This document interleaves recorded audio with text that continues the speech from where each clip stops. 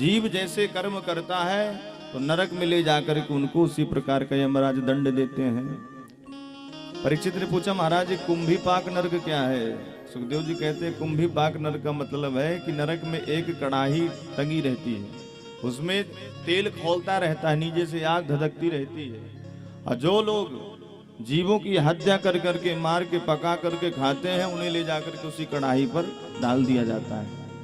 लोग प्रश्न करते हैं, महाराज जब ये शरीर हमारा यहीं रह जाता है तो फिर नरक ये यातनाएं कौन शरीर भोगता होगा? तो शरीर दो होते हैं, एक सूक्ष्म और एक स्थूल। तो स्थूल शरीर यहीं रह जाता है, खाक हो जाता है, और सूक्ष्म शरीर से हम लोग पुण्य और नरक भोगते हैं, यातनाएं भोगते हैं। जो जैसा कर्म करता है उसको उसी नरक में डाला जाता है। परीक्षित महाराज नरक का वर्णन श्रवण करके डरने लग गए, कांपने लगे कि महाराज मान लो अनजाने में ही हमसे किसी जीव की हत्या हो जाए, कोई पाप अनजाने में हो जाए तो हमको भी नरक जाना पड़ेगा। सुखदेव जी कहते हैं बिल्कुल जाना पड़ेगा भाई, गलती करोगे तो जाना ही पड़ेगा। अच्छा महाराज तो इसका कोई प्रायश्चित नहीं है? सुखदेव जी कहते हैं प्रायश्चित तो है। देखो ये भगवान ने हमको ये जो शरीर दिया है, चदरिया है ये एक तरह से, कबीरदास जी इसको चदरिया ही कहते हैं। तो इस चदरिया को भगवान ने हमको दिया है, तो भैया कपड़ा पहनोगे तो दाग तो लगेंगे। तो बुद्धिमानी हमारी यही में है कि समय समय पर उसको दाग घर में ही छुटाते रहो, और बहुत ही ज्यादा गंदा हो जाएगा, मैला हो जाएगा तो घर में फिर धुलने वाला नहीं है, फिर तो उसको धोबी के यहाँ भेजना पड़ेगा, और धोबी पत्थर में पटक पटक करके जब उसको धुलेगा तो कपड़े की दुर्गति कर देता है। इसलिए बुद्धिमानी यही में है कि थोड़ा बहुत हमसे मान लो पाप हो भी जाए, दाग लग भी जाए, तो घर में ही धुल लेना चाहिए। परीक्षित कहते हैं महाराज कौन सी साबुन? बोले बड़ी सुंदर साबुन बता रहे हैं कि चित के बलिया भक्त्या वासुदेव परायणा अघम धुनवंतिका सेन निहार में भास करे। परीक्षित राम नाम साबुन बढ़िया धीरे धीरे लगाते जाओ, कपड़ों का दाग छुड़ाते जाओ। जिस तरह से सूर्य भगवान के निकलते ही सारा अंधकार नष्ट हो जाता है, उसी प्रकार भगवान नाम लेते ही जीव के सारे पाप ताप संताप नष्ट हो जाते हैं। महाराज जी साबुन बड़ा महंगा होगा? नहीं नहीं बिल्कुल महंगा नहीं है, फ्री में है। बस भगवान का नाम बैठे बैठे लेते जाओ और पाप धोते जाओ समय समय से। अब ऐसा भी नहीं है कि पाप करते जाओ धोते जाओ, करते जाओ धोते जाओ, नहीं भैया। मान लो गलती से तुमसे कोई एक पाप हो गया तो भगवान से प्रार्थना करो, प्रायश्चित करो, भगवान नाम संकीर्तन करो और संकल्प करो कि प्रभु आज के बाद ऐसा पाप हमसे नहीं होगा।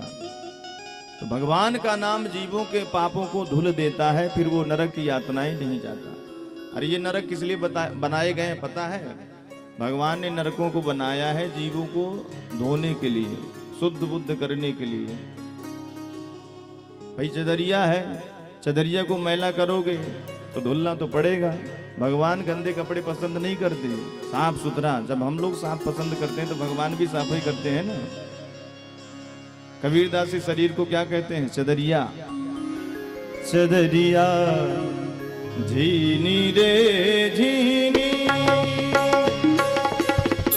राम नाम बस भीनी, चदरिया झीनी रे झीनी। वो तो राम नाम रस भीनी, चदरिया झीनी रे झीनी। अष्ट कमल का चरखा बनाया, पांच तत्व की पूनी।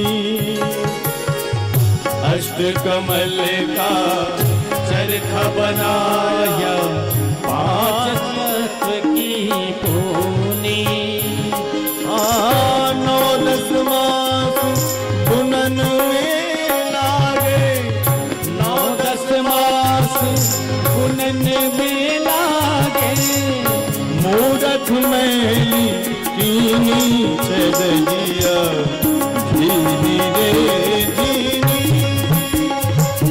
वो तो राम नाम रस भीनी चदरिया भीनी रे भीनी।